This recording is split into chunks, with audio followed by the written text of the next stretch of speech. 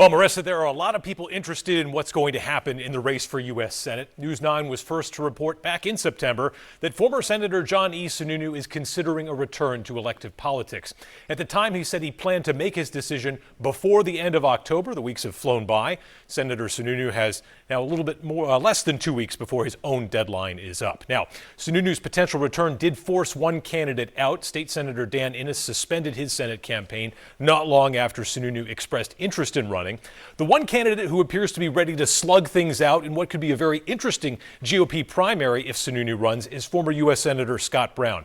He's been very vocal about wanting to give GOP voters a choice rather than just clear the field for Sununu if he gets in. Now, on the Democratic side of the aisle, there's a front runner clearly in Congressman Chris Pappas, but he has a pair of challengers to his ideological left, Karishma Manzoor and also Jared Sullivan, a state representative. Now to that race for governor. The incumbent, Kelly Ayotte, has not officially declared her intentions, but she is expected to seek re-election in 2026. Democrats have John Kuiper at the moment, who briefly ran as an independent earlier this year, but then returned to the Democratic Party. He's still expected to run an outsider campaign.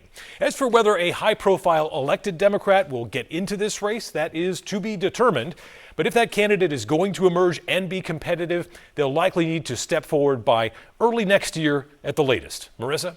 And Adam, just thinking of a Senate primary matchup here, if it ends up being Sununu and Brown, how many times have we seen two former U.S. senators duke it out in a Senate primary? Now, Marissa, it's very rare, but oddly enough, not rare for New Hampshire. Imagine that. In 2014, Senate primary among Republicans, former U.S. Senator Bob Smith was defeated by none other than former U.S. Senator Scott Brown.